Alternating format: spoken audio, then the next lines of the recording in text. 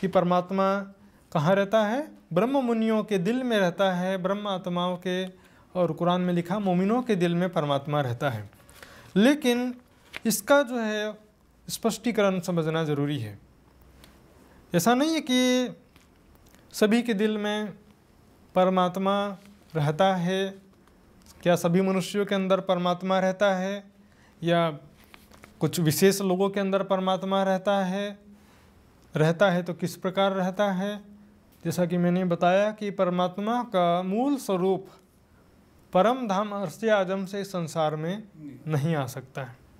जोश आवेश जो परम धाम से आता है, परमात्मा का नाम लेकर के वो सारा कार्य करता है। लेकिन यहाँ पर संसार के कण कण में ब्रह्म सत्ता समाई हुई है।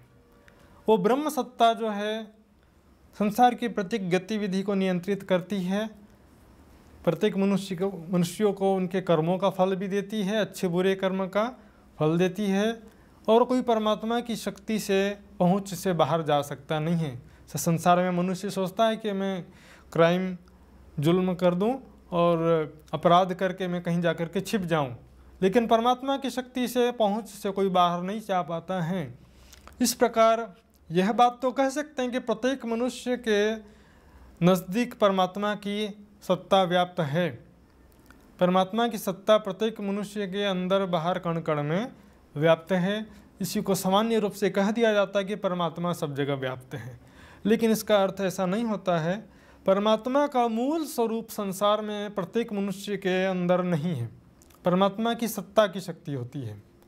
अब यहाँ पर जो विशेष रूप से जिब्रील की बात कही थी मैंने, वो परमात्मा की विशेष आवेश शक्ति है, वो जिस किसी तन में आती है वो परमात्मा कहलाता है। लेकिन ब्रह्म सत्ता सभी मनुष्यों के अंदर है, फिर भी कोई भी मनुष्य परमात्मा नहीं कहला सकता है। अब इसके अतिरिक्त 3 अवस्थाएं और हैं जिसको दिल अर्श के हिसाब से कहा जाता है। सबसे पहले जब ब्रह्मात्माओं के लिए कहा गया है, परमात्मा कहते हैं कि नज़र से ना काढ़ी मुझे अव्वल से आज दिन, क्यों कहूँ मेहर महबूब की जो करत ऊपर मोमिन। प्राणनाथ जी अपने वाणी में कहते हैं कि परब्रह्म अक्षरातीत ने मेरी आत्मा को एक पल के लिए भी अपने नज़रों से दूर नहीं किया है। हर पल वो मेरी रक्षा करते हैं, मेरे साथ रहते हैं, मेरे सिर पर खड़े हैं और मेरे पल पल मेरे पर रक्षा करते हैं, कृपा करते हैं।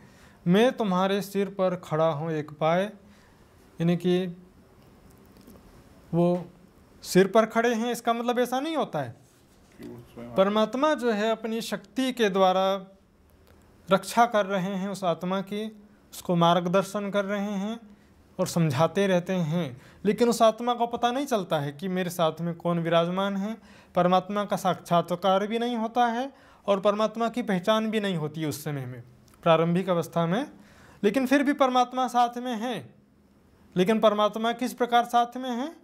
वो आंशिक रूप से अपनी जो आवेश की शक्ति प्रदान करते हुए साथ में रहता है, नज़र में रखे हुए रहता है। जिस प्रकार मान लीजिए किसी का बच्चा खेल रहा है बाहर, उसकी माता देख रही है, उसका नज़र रखी हुई है कि मेरा बच्चा खेल रहा है, और जैसे ही मान लो बच्चा गिर जाता है, कुछ चोट लग जाती है, तुरंत माँ आती है और उसको उठा लेती है। उसी प्रकार जब जब कोई संकट की स्थिति होती है, परमात्मा अपनी जोश की शक्ति से उस आत्मा की मदद करते हैं, मार्गदर्शन करते हैं। इसको कहते हैं नज़र से दिलर्श होना। दूसरा होता है ज्ञान से दिलर्श होना।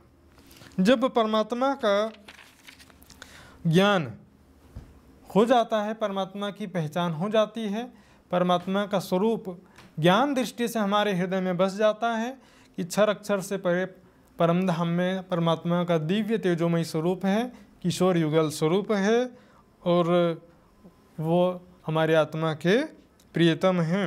इसके विषय में वाणी में छुपाई है। और जित आया हक इलम अर्श दिल कहया सोए, ये दूसरा प्रकार का अर्श है। और जो कुरान आदि ग्रंथों में जो दिल अर्श की बात आती है, वो एक और तीसरी वस्तु है। जब ध्यान के द्वारा परमात्मा का स्वरूप आत्मा के धाम दिल में बस जाता है और वह स्वरूप आत्मा को हर पल दृष्टिगोचर होते रहता है। परमात्मा का दिव्य ईश्वर स्वरूप का साक्षात्कार हो जाता है। जिस प्रकार मोहम्मद साहब को दर्शन हुआ था, उन्होंने कहा था कि मेरे मोमिन भाइयों को भी उसी प्रकार दर्शन होगा। तो यहाँ पर कहा हक इलम से होता है अर्श बका दीदार। जब हम ब्रह्म ज्ञान का आश्रय लेकर के उस प्रकार धारणा और ध्यान करते हैं तो समाधि अवस्था में जब परमात्मा का साक्षात्कार हो जाता है, और जब कई बार साक्षात्कार के द्वारा वो स्वरूप परमात्मा का नूरी दिव्य स्वरूप हमारे हृदय में बस जाता है, तो इसको कहते हैं स्वरूप से दिल अर्श होना। इसके विषय में एक चुपाई बस कहूँगा मैं। बस्तर भूषण पहन के मेरे दिल में बैठे आए, हक के सोई किया अर्श अपना, रूह टुक टुक होए बल जाए। यानी कि वस्त्र आभूषण और श्रृंगार सहित चरणों की शोभा, मुखारविंद की शोभा, वस्त्र आभूषणों की शोभा सारी दिल में जब बस जाती है तो इसको कहते हैं कि परमात्मा मेरे दिल में आकर के विराजमान हो गया है। हके बैठक कही अपनी, दिल मोमिन का जे, जिन दिल हक आए नहीं सो दिल मोमिन क्यों कहिए। कुरान में कहा है कि मेरा अर्श मोमिनों का दिल है, लेकिन जिस दिल में परमात्मा का स्वरूप बसा नहीं है वो मोमिन कैसे कहला सकता है, और उसके दिल में परमात्मा बैठे हैं इस बात को भी कैसे सिद्ध किया जा सकता है। इसलिए प्राणनाथ जी ने वाणी में कहा कि तुम लिखिया फुरमान में हक अर्श मोमिन कलूब। आपने कुरान में लिखा है, राज्य महाराज से कह रहे हैं कि आपने कुरान में लिखा है कि मेरा अर्श मोमिनों का दिल होता है। तो कहती हैं सो सुकन पालो अपना, तुम हो मेरे महबूब। अब अपना वचन पालन करो और मेरे दिल में आकर के विराजमान हो जाओ। अर्श तुम्हारा मेरा दिल है, आए करो आराम। इस प्रकार परमात्मा का आह्वान कर रहे हैं। यही वास्तविक मोमिन की पहचान है, यही वास्तविक दिल अर्श है। जो भी सच्चा मोमिन है, सच्ची ब्रह्म आत्मा है, सच्चा चूजन पर्सन है, उसको एक परमात्मा से सबसे बढ़कर के प्रेम होता है और परमात्मा के सिवा अन्य किसी की चाहना नहीं होती। यही उसकी पहचान है। जगत का अंत कैसे होगा और क्या अंत में सुख शांति का साम्राज्य स्थापित हो पाएगा? क्या अवश्य होगा, क्योंकि सभी धर्म ग्रंथों में परमात्मा ने वादा किया है कि अंत में सारे संसार से अज्ञानता का, दुष्टता का और पापों का नाश हो जाएगा और अंत में सारा संसार एक हो जाएगा, चारों तरफ सुख शांति का राज्य होगा। लेकिन यह किस प्रकार होगा, ये एक विशेष बात है। किसी को मारने से कभी भी सुख शांति नहीं होगा। कोई धर्मावलंबी अन्य धर्म के अनुयायियों को मार देगा और एक धर्म स्थापित हो जाएगा, ऐसा नहीं है। ब्रह्म ज्ञान के द्वारा ही सबको शाश्वत सुख शांति का राज्य स्थापित हो जाएगा।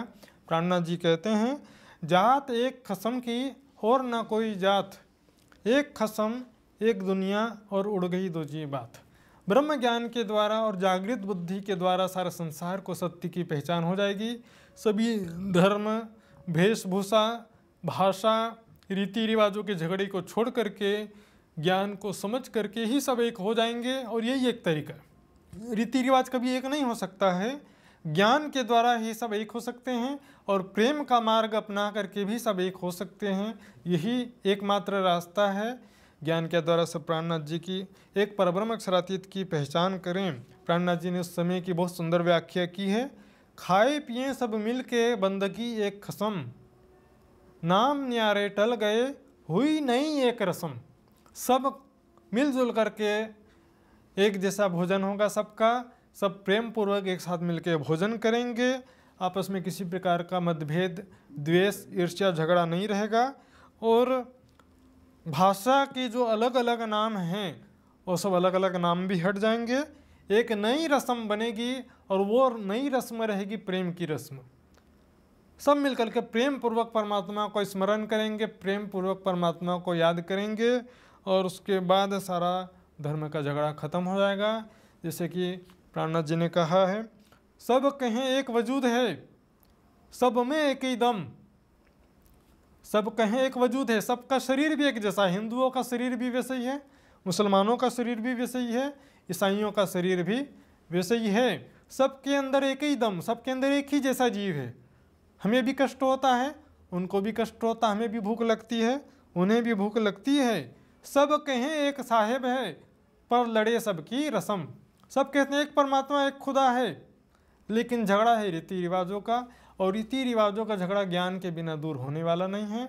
आज कलयुग का अंतिम समय आखिरत का समय पुकार पुकार के कह रहा है दुनिया वालों से कि दुनिया वालों, ज्ञान की तरफ आगे बढ़ो, धर्म ग्रंथों का अध्ययन करो और समझो कि धर्म ग्रंथ क्या कह रहे हैं।